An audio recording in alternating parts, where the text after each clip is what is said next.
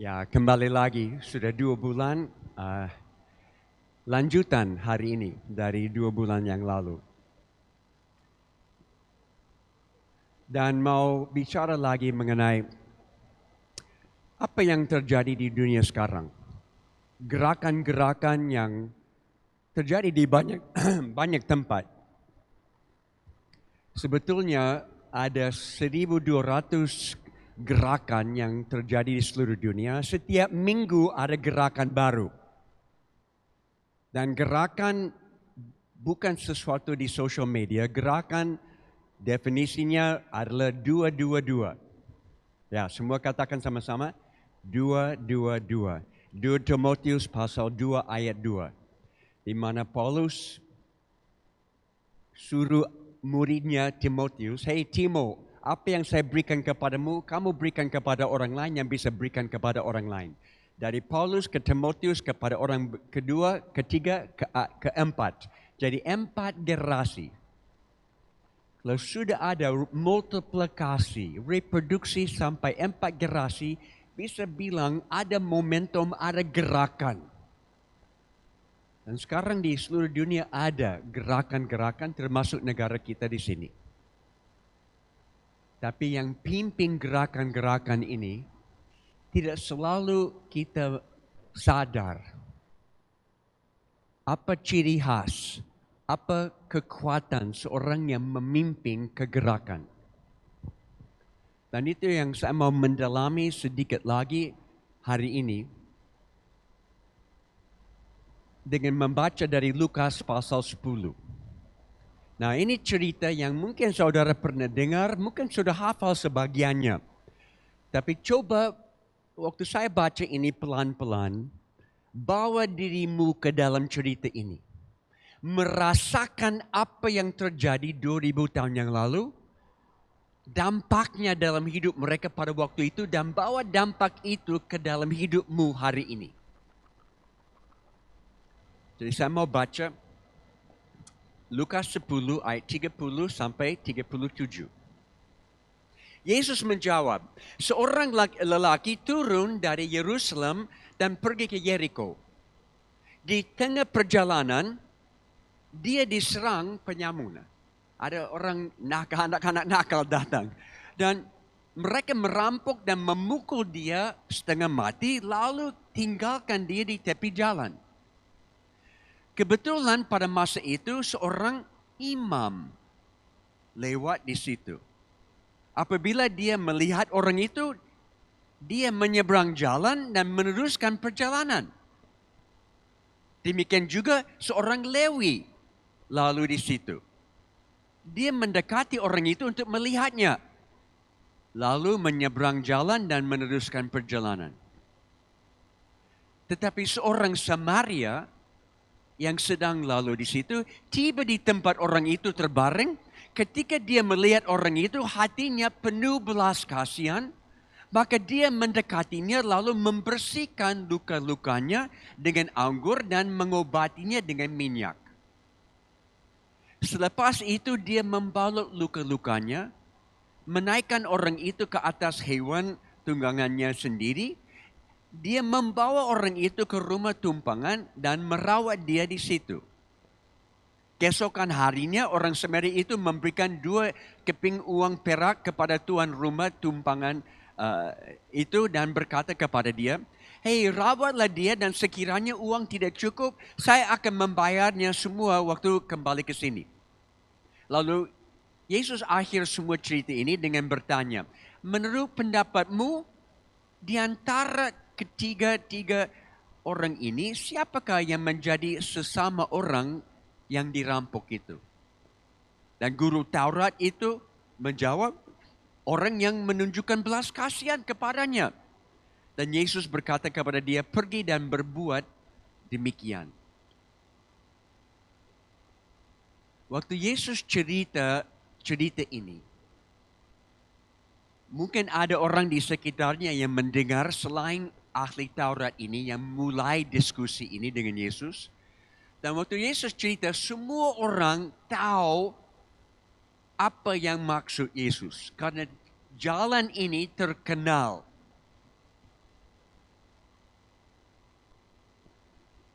Jalan dari Yerusalem menuju ke Yeriko terkenal semua orang.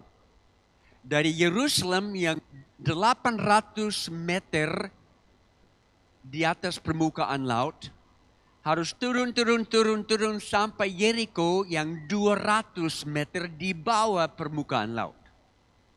Dalam 26 kilometer, semua turun 1000 meter. Dan ada setiap putaran ada batu-batu besar yang longsor bisa jatuh di tengah-tengah jalan. Selalu juga ada orang-orang nakal di situ yang mau merampok. Ada setiap 5 kilometer ada orang muncul di jalan dan minta uang. Jadi kalau saudara jalan dari Yerusalem ke Yeriko, setiap 5 kilometer, 26 kilometer, setiap 5 kilometer, dalam perjalanan mungkin 5 kali atau lebih, akan ada orang muncul dan stop saudara di situ dan minta uang. Jadi jalan ini sangat dikenal. Mereka berikan nama jalan darah. Di Bali ada nama jalan-jalan darah. Mungkin banyak turis tidak tertarik ke Bali kalau bukan Sunset Road, Darah Road, Blood Road. Nah, tapi jalan ini terkenal, the Road of Blood, jalan darah, karena selalu ada peristiwa-peristiwa di situ. Jadi di dalam cerita ini ada 4 individual yang kita melihat. Yang pertama, orang yang diserang. The helpless victim. Orang yang diserang tidak bisa tolong diri sendiri. Dan kelihatan dia orang Yahudi. Dan dia perjalanan sendirian. Nah pada waktu itu, kalau mereka lewat jalan ini, tidak mungkin jalan sendiri. Apalagi kalau ada uang atau ada barang berharga, mereka tidak jalan sendirian, selalu dalam kelompok supaya bisa jaga apa yang mereka bawa. Tapi orang ini, orang Yahudi yang jalan sendiri dengan ada uang dan dia dirampok. Saudara, kadang-kadang di dunia sekarang kita lihat seseorang mengalami kesusahan karena tidak berhikmat. Bisa bilang orang ini tidak berhikmat. Dia jalan sendiri, kenapa? Layak. It makes sense dia dirampok, diserang. Kadang-kadang di dalam dunia kita lihat ada orang yang buat sesuatu yang kenapa buat begitu? You should have known better. Harus tahu jangan begitu. Kenapa mengizinkan anak perempuanmu pergi dari desa ke kota di mana dia ditarik ke dalam pelacuran? Harus tahu jangan. Kenapa kamu menikah dengan laki-laki yang pukul terus? Harus tahu sebelum nikah dia seperti itu. Harus tahu. Kenapa bangun rumah di daerah yang selalu banjir? Dan sekarang rumah hanyut dengan banyak hujan. Harus tahu jangan bangun di situ. Saudara, tidak selalu orang tahu. Jangan salahkan seorang yang mengalami kesusahan karena dia tidak berhikmat. Karena tidak semua orang tahu. Ilah zaman ini sudah membutakan mata banyak orang supaya mereka tidak tahu. Jangan kehilangan belas kasihan. Dunia sekarang menjadi keras hati terhadap orang dalam kesusahan. Karena kita lihat di televisi atau di social media, ada api sekarang di Los Angeles, bakar semua Los Angeles.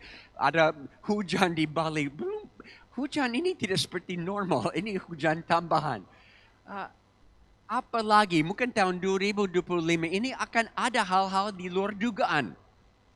Dan jangan sampai tambah-tambah perang ini, peristiwa ini sampai belas kasihan sudah hilang.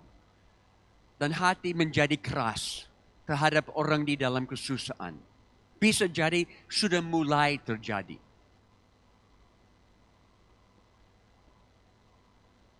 Pengungsi is the new normal. Orang mengungsi dari kesusahan dan akan tetap ada pengungsi. Dan kita harus punya belas kasihan bagi mereka yang lari dari satu tempat ke tempat lain. Karena alasan apapun tetap harus ada belas kasihan. Jadi orang pertama mengalami sesuatu yang kita lihat respons sekarang dari orang-orang yang lewat terhadap kondisi dia. Yang pertama yang lewat adalah orang imam, orang rohani, orang spiritual. Dia lewat cepat.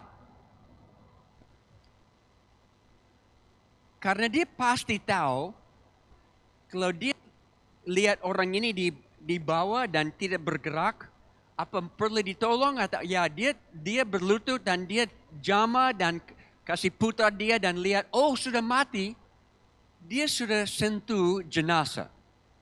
Berarti imam kalau sentuh jenazah selama 7 hari tidak boleh melayani di bait Allah.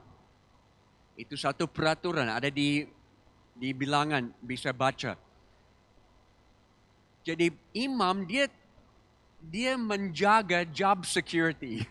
Dia mau bantu, mungkin belas kasihan sedikit ada, tapi dia takut kalau orang ini mati dan saya jamaah, saya tidak bisa layani 7 hari. Harus tunggu 7 hari baru bisa melayani. Jadi ini job security. Dia mau, jangan sampai ada orang melihat dia dengan orang yang mungkin tidak bersih, najis. Waktu 2 bulan lalu saya cerita sedikit tentang waktu kami pindah dari Perlaman ke kota di Papua, 25 tahun lalu, kami mau buat pelayanan yang orang lain tidak mau buat atau tidak bisa buat. Jadi kami mulai dengan anak-anak yang minum mabuk di jalan. Kami tampung mereka di rumah, lalu ada gereja yang muncul. Bukan organisasi, tapi keluarga. Makin besar, sampai sekarang gereja terbesar. Tapi tahun-tahun pertama, kami dilabel, dicap. Jim Yost itu gereja orang mabuk. Dan tahun-tahun kedua, ketiga, keempat mulai ada perempuan gabung, tapi dari dunia malam. Jadi kami dicap gereja pelacur. Dan pada waktu mulai seperti itu, saya sedikit tersinggung. Tapi waktu saya renungkan, waktu Yesus di bumi ini, Yesus hang out dengan siapa? Ya, orang mabuk, wanita pelacur, semua orang berdosa. That was Jesus kind of keluarga. Berarti orang spiritual ini, dia tidak mau dilihat. Kalau saya ada dengan orang yang najis, bukan orang pikir saya seperti mereka. It's okay. Karena kita akan tampil beda di mana. Nilai-nilai kerajaan surga akan kelihatan dalam hidup kita, bukan dalam ibadah atau kegiatan di gereja, tapi di dalam hidup sehari-hari akan tampil beda. Ada sesuatu yang orang lain bilang, kamu hidup dengan nilai yang beda. Dan jawaban akan, this is who we are, this is what we do. Inilah kami, ini yang kami lakukan. Dimanapun, 24/7. Kalau saudara datang ke kompleks kami, ada 20 sampai 30 anak kami tampung.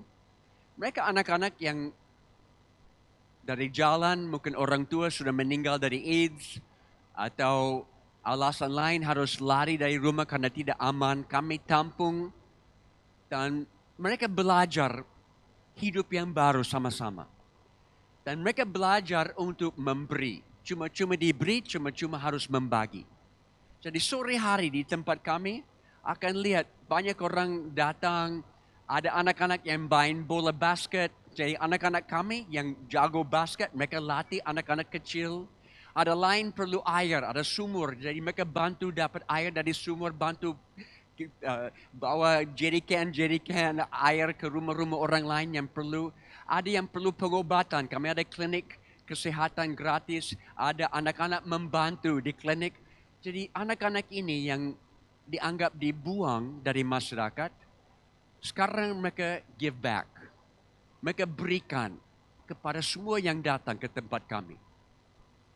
Kalau ditanya, why you do this? Kenapa buat begini? Because this is who we are, this is what we do. Inilah kami, ini yang kami buat. It's nilai hidup, bukan agama. Jadi orang agama ini, orang spiritual, imam, dia tidak mau sentuh, dia lewat. Tidak mau involve. Nah, ada satu lagi, ayat berikut, orang Lewi. Nah, kalau kita baca di Indonesia, orang Lewi, apa itu?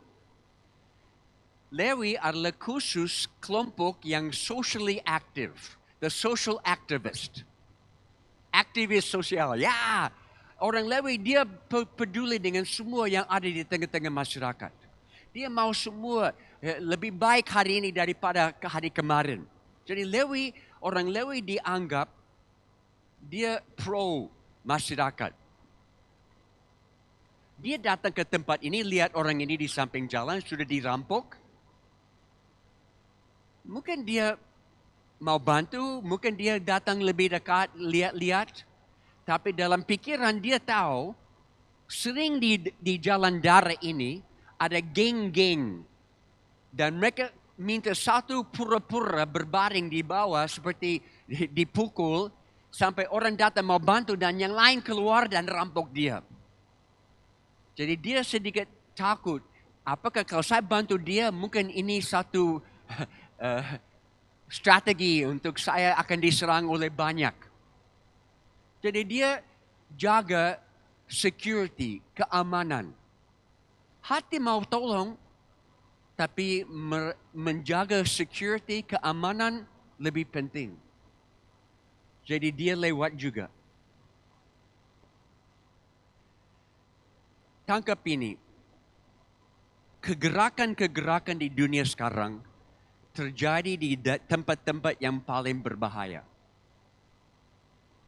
Dan kalau kita selalu mau aman dan nyaman, tidak akan melihat gerakan Tuhan terjadi. Tidak akan robot dunia di belakang laptop di Starbucks. Harus terjun di tengah-tengah masyarakat di mana ada masalah. Ingat waktu Yesus Lukas pasal 10 mengutus murid-murid keluar.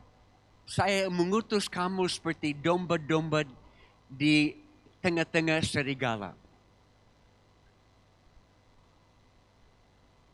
It's normal. Bahaya is normal. Saya tidak tahu berapa banyak punya domba di rumah. Ada di Bali ada piara domba. Mungkin ada kambing, banyak kambing. Tapi di pedalaman Papua saya piara domba. Waktu kami di pedalaman 20 tahun saya punya ternak domba. Karena waktu buat terjemahan Alkitab ada problem dengan ayatnya Yesus adalah anak domba Allah. Pada waktu itu tidak ada satu ekor domba seluruh Papua. Satu pun tidak ada. Jadi bagaimana mau terjemahkan Yesus adalah anak domba Allah? Yesus adalah anak babi Allah? Tidak bisa. Mau tidak mau saya harus import domba dari New Zealand, Zelandia Baru. Saya import banyak domba dan juga kambing. Saya piara domba dan kambing di pedalaman. Saya tahu kambing dan domba. Tiap hari saya ada dengan domba, mereka ikut, mereka tahu suaranya. Tapi selain itu, domba agak bodoh. Hujan turun, air naik, banjir, kambing pintar, kambing cari tanah tinggi ya. Tapi domba bodoh. Domba tinggal di tempat. Air naik, tinggal di tempat. Air naik, tenggelam, mati, tidak pindah tempat. Bodoh. Tapi domba ikut suara. Kalau saya bilang, ayo ikut. Yesus bilang, saya utus kamu seperti domba di tengah-tengah serigala. Domba tahu suara gembala. Serigala banyak, itu normal. Serigala normal, get over it. Jangan pusing dengan serigala. Banyak danger, banyak bahaya ada di dunia sekarang. Jangan lihat itu, lihat hanya gembala yang pimpin di depan. Tempat paling aman dengan gembala. Saya lihat ada baptisan air di sini. Kami juga baptisan air di Papua hampir setiap minggu. Minggu lalu baptisan air paling unik dalam 46 tahun di Indonesia belum pernah terjadi seperti minggu lalu. Ada 2 adik, kakak adik yang mau dibaptis, saya siapin mereka. Dari keluarga yang bagus, kuat, ibu yang punya banyak anak tapi tidak ada suami. Dan pas hari Minggu waktu mau baptisan, 2 adik ini kakaknya lebih tua meninggal di rumah jam 7 pagi. Lepas nafas, ada infeksi yang dia dapat dengan kerja di Merauke, dia datang dan pagi itu jam 7 Tuhan panggil. Saya naik motor, saya ke rumah sebelum ibadah hari Minggu. Karena ada baptisan air hari itu, saya mau dengan keluarga. Dan saya lihat sifatnya dari 2 adik ini. Bapak kami tetap mau baptis hari ini. Tapi ini hari duka. Di Indonesia harus duka di rumah. Semua dalam duka harus ada di rumah. Mereka bilang tidak. Kakak kami sudah ada dengan Tuhan di surga. Kami juga mau menyatu dengan Yesus dalam kematian dan bangkit dengan baptisan air. Jadi kami tetap mau baptis. Jadi hari itu habis ibadah ada ratusan anak saksikan 2 adik ini masuk ke dalam air dan bersaksi. Walaupun dalam duka ada sukacita. Walaupun ada duka kami mau baptis. Belum pernah saya buat di Indonesia. Luar biasa. Ada bahaya. Bahaya is normal. Get over it. Jangan lihat tantangan. Dan ingat di akhir Lukas 9, ayat terakhir Yesus bilang, kalau mau jadi murid, ada harga yang harus bayar dan siapa yang mau membajak dan menoleh ke belakang, tidak patut, tidak layak masuk kerajaan surga. Jangan lihat ke belakang. Jangan menoleh ke belakang. Jangan lihat kegagalan-kegagalan tahun lalu. Ini sudah tahun baru. Dan mungkin ada acara saudara ikut waktu tutup tahun, sambut tahun baru. Tutup pintu terhadap semua kegagalan kemarin. Jangan bangun hidup hari ini berdasar di atas kegagalan kemarin. Tapi juga jangan bangun hidup di atas sukses kemarin. Banyak pelayanan, banyak gereja, mereka bangun pelayanan tahun ini berdasarkan sukses tahun lalu. Saya tidak. Saya tidak mau menoleh ke belakang. Jangan lihat sukses kemarin. Tutup pintu. Setiap tanggal 31 Desember, kami tutup pintu terhadap tahun lalu. Kami mulai tanggal 1 Januari bangkrut dengan Tuhan. Tidak ada program, tidak ada uang, tidak ada apa-apa. Kami mulai kosong. Kami tanya, apa pekerjaan Bapa kami tahun ini? Karena kami tidak mau ini jadi rutinitas, dibangun, dibikin lebih bagus, lebih profesional. Apa pekerjaan Bapa kami tahun ini di tempat kami? Saudara, saya kehilangan semuanya 3 kali dalam hidup ini.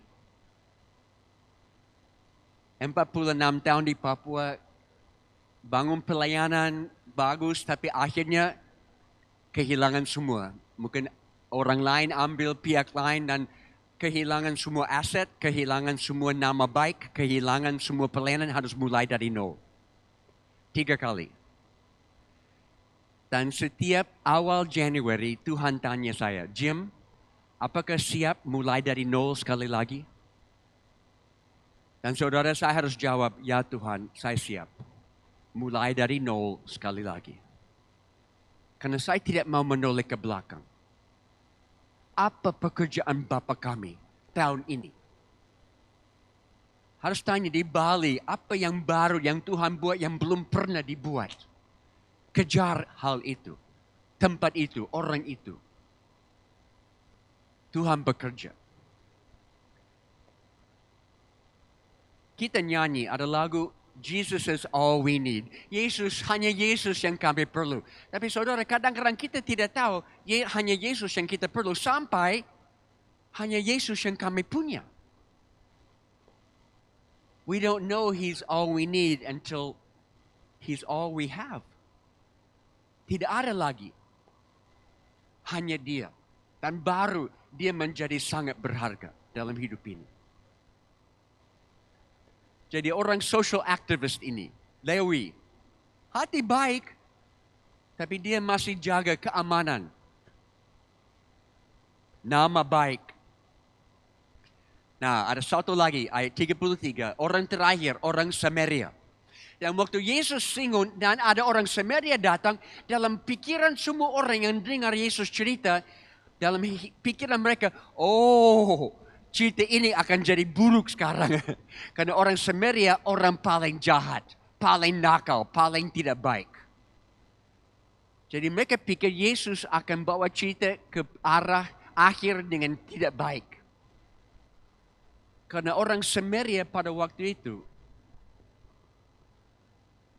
mereka dengan orang Yahudi sudah berperang 800 tahun. Ingat waktu Yesus ada di Sikar dengan perempuan Samaria. Dan dia perempuan ini singgung tentang tempat ibadah di atas bukit yang tidak ada lagi. Itu karena orang Samaria dianggap bukan Yahudi murni. Ada campuran. Orang Yahudi campuran. Agama mereka tidak benar. Jadi dari Yerusalem datang ke Sikar dan mereka ratakan tempat ibadah orang Sikar. Rata dengan tanah dan ada luka batin. Sampai dari situ mereka sudah balas pergi ke Yerusalem satu malam. Dan di dalam bait Allah mereka bawa tulang-tulang binatang. Taruh di lantai di bait Allah di Yerusalem. Balas. Jadi itu situasi di antara Samaria dan Yahudi. Sangat bermusuhan. Yesus pun waktu orang ahli Taurat, Farisi mau bilang Yesus tidak baik, mereka kasih nama Yesus orang Samaria. Kemarin pagi waktu saya lari pagi di pantai di Kuta, ada perempuan dan laki-laki bertengkar dan perempuan ini pakai kata yang di Indonesia, mereka tidak pakai Samaria di Indonesia, tapi perempuan kasih nama anjing. Dia marah dengan suami dia beberapa kali dengan suara keras. Anjingku. Itu Samaria seperti itu. Kamu Samaria, orang Samaria. Sama, anjing. Jadi Yesus dipanggil itu. Jadi ada problem di sini. Jadi Yesus bilang orang Samaria datang. Mereka pikir, orang Samaria ini akan buat sesuatu yang aneh. Yang tidak baik di sini. Tapi orang Samaria yang turun dan membantu orang ini. Di antara semua hanya dia yang dianggap tidak mungkin, tidak layak. Dia yang buat pekerjaan Bapa. Kami punya gerakan anak muda, sudah hampir 15 sampai 20 tahun di seluruh Indonesia. Dari ujung ke ujung. Waktu mulainya, saya tidak planning. Ini tidak planning. Pertama kali, dalam penyembahan ada satu laki-laki muncul dan mulai putar di atas kepala. Break dance. Kepada Tuhan. Dia putar-putar memuji Tuhan. Dia tidak peduli dengan audience. Dia tidak peduli. Dia hanya mau menyembah Tuhan dengan break dance. Saya lihat itu, saya belum pernah buat. Saya tidak bisa buat. Tapi saya lihat hati dia sebagai penyembahan kepada Tuhan. Dan tampil lagi. Sampai gerakan ini seluruh Indonesia itu break dance, hip hop, rap. Minggu lalu saya buat pemberkatan nikah di tempat kami, di gereja kami di Papua, pemberkatan nikah. Dan yang nikah adalah satu rapper namanya Jai di jemaat kami. Dia rapper cukup bagus.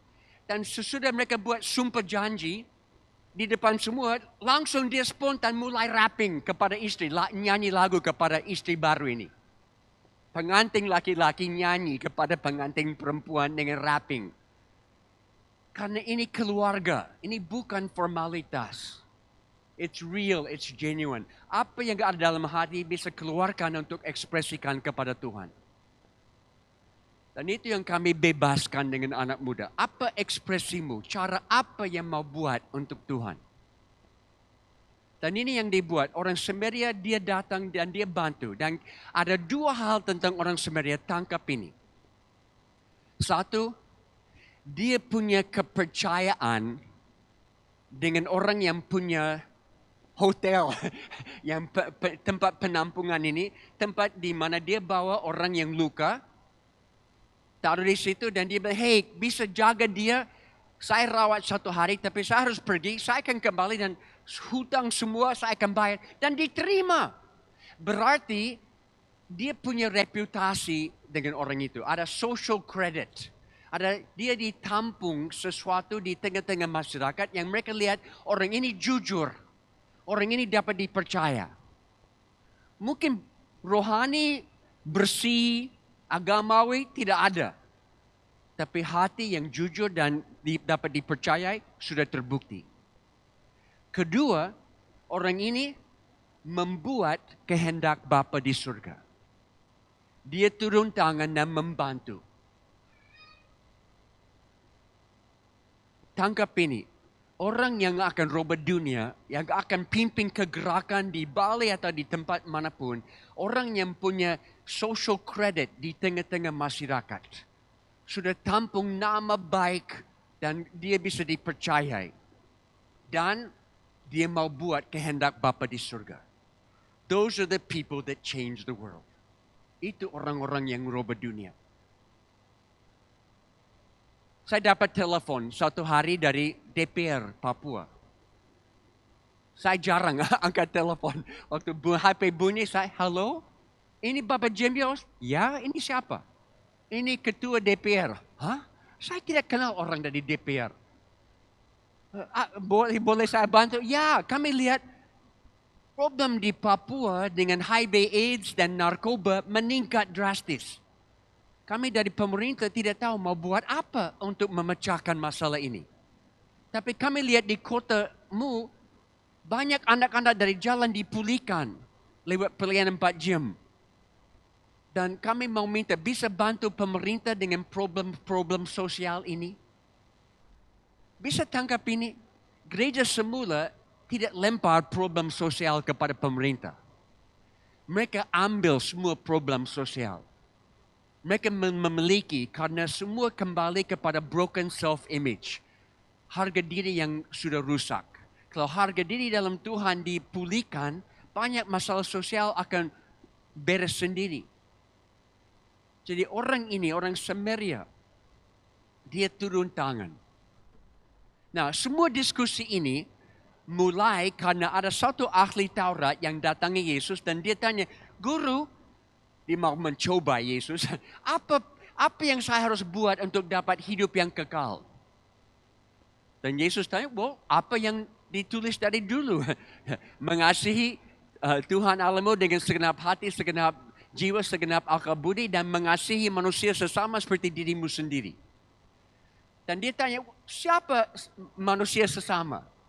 Atau kata lain, di mana ada pelayanan bagi saya? Di mana ada kekurangan di tengah-tengah masyarakat, pelayanan mulai di situ. Dia harus cari mission trip jauh-jauh. Ada di sini. Tunjukkan di sini. Dan 3 hal, tangkap ini dari cerita ini, perumpamaan ini dari Yesus. 1, kita harus membantu siapapun yang ada dalam kekurangan, walaupun mungkin dia tidak berhikmat. Dia buat keputusan yang salah dan menderita karena itu, tapi tetap layak ditolong. Kedua, kita harus bantu orang yang beda, latar belakang beda, agama beda, etnis beda, sosial ekonomi beda. Tidak peduli dengan semua itu. Harus dibantu. Itu sebabnya waktu ada bencana, ada tanggap darurat di Indonesia, kami punya tim-tim yang selalu tampil. Dan tim-tim kami selalu campur.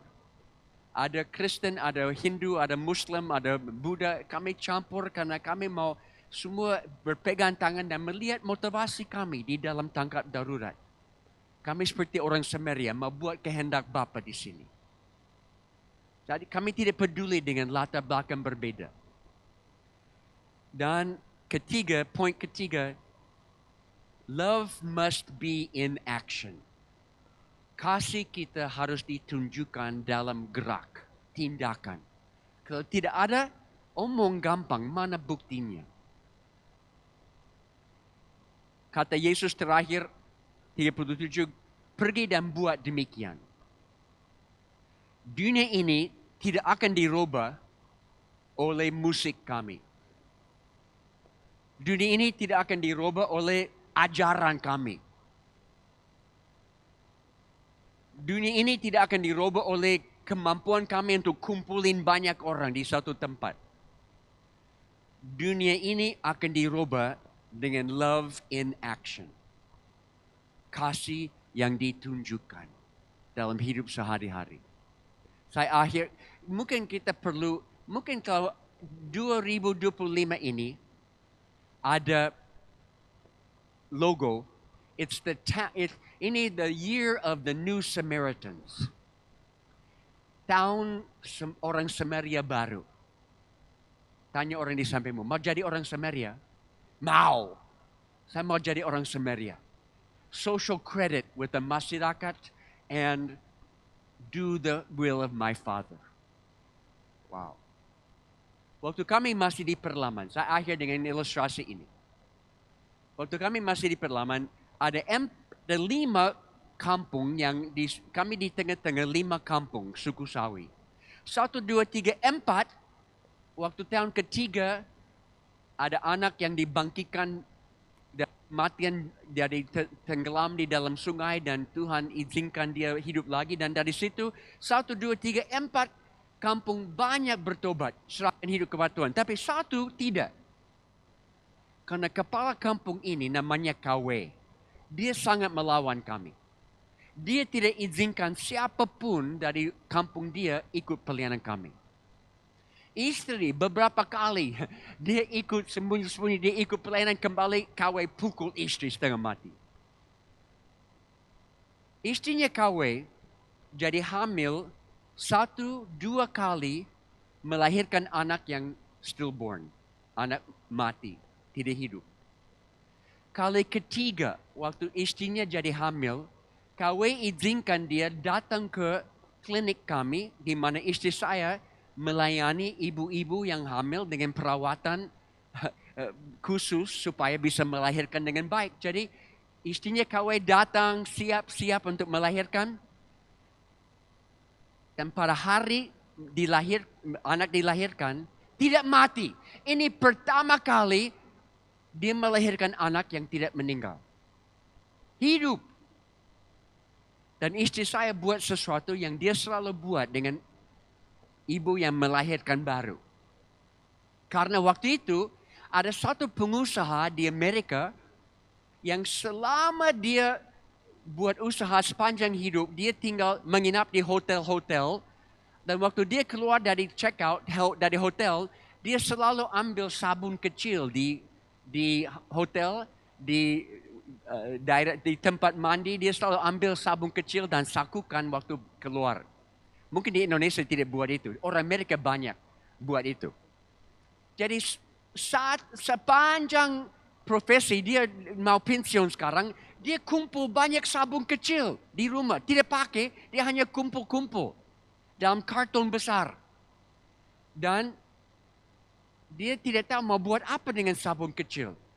Oke, saya akan kirim ke Jim Yos di hutan Papua. Mungkin dia bisa pakai. Mungkin dia pikir kami tidak mandi, perlu sabun. Jadi dia kirim. Saya ingat harinya sabun itu datang.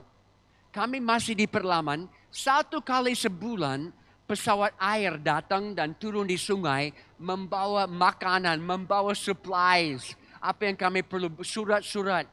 1 kali sebulan. Waktu pesawat turun, kami selalu datang ke tepi sungai dan excited. Apa yang dibawa hari ini? Hari itu kami datang dan ada karton sabun kecil. Saya lihat istri, dia lihat saya, mau buat apa dengan sabun? Tidak bisa makan sabun. Tapi istri saya dapat ide. Setiap sabun kecil saya akan kasih kepada ibu yang melahirkan. Dengan instruksi bagaimana bayi dibawa ke sungai, kasih mandi bayi di sungai tiap hari untuk jaga kebersihan. Jadi dia buat itu, dia kasih 1 potong sabun kepada istri KW. Tiap hari kami lihat dia turun di sungai, kasih mandi anak hidup, 1 minggu masih hidup, 1 bulan masih hidup, 3 bulan masih hidup. Baru KW mau kasih nama. Dia tidak mau kasih nama karena dia pikir percuma akan meninggal. Jadi dia tunggu 3 bulan dan berikan nama. Hari itu dia datang ke rumah kami. Belum pernah dia datang ke rumah kami. Dia datang dulu dengan saya di Jim. Dari hari pertama Jim datang di sini, saya lawan semua. Saya tidak izinkan siapapun dari kampung kami ikut pelayanan. Tapi Jim dan istri mengasihi saya dan istri saya begitu banyak. Sampai memberi sepotong sabun supaya anak saya hidup. Saya mau dengar tentang Yesus ini sekarang. Dan hari itu, KW dan istri terima Yesus, serahkan hidup kepada Tuhan, dibuka pintu dan seluruh kampung datang kepada Yesus karena sepotong sabun. Tangkap ini saudara, tunjukkan kasih-Mu kepada orang lain. Tidak tahu dampaknya dalam hidup dia. Bisa membuat satu keluarga datang kepada Tuhan. Bisa buat satu banjar datang kepada Tuhan. Bisa buat satu negara datang kepada Tuhan. Hanya karena satu orang tunjukkan kasih. Bisa tangkap ini. Mari kita berdoa. Tuhan, tolong kami hari ini mengerti hati orang Samaria ini. Kami mau seperti dia. Kami mau di tengah-tengah masyarakat punya reputasi, punya sesuatu yang orang tahu kami bisa dipercayai. Kami orang jujur, kami orang takut Tuhan. Dan kami mau jadi orang yang dengar suara-Mu dan kami melakukan suara-Mu langsung. Tidak pikir-pikir, tidak debat, langsung mau turun dan buat. Bicara kepada kami hari ini Tuhan. Bagaimana kami bisa jadi orang Samaria baru. Orang Samaria baru di Bali. Perlihatkan kepada kami. Hari ini kami bisa tunjukkan kasih di mana. Kasih yang berdampak. Kasih yang bisa buka satu keluarga. Satu lokasi bagimu. Di mana saudara duduk sekarang. Minta Roh Kudus bicara kepadamu. Apa pesan Tuhan bagimu hari ini? Dengar. Tidak harus dengar suara Jimios. Dengar suara Roh Kudus sekarang. Aplikasi cerita ini dalam hidupmu seperti apa?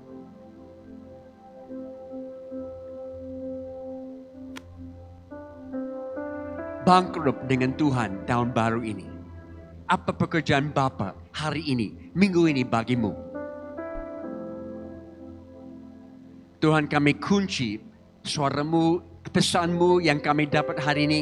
Tidak ada satu kuasa pun yang bisa rampas ini dari kami. Dalam nama Yesus kami janji kami akan jadi pelaku pesan-Mu. Dalam nama Yesus kami berdoa. Amin. Dan saudara,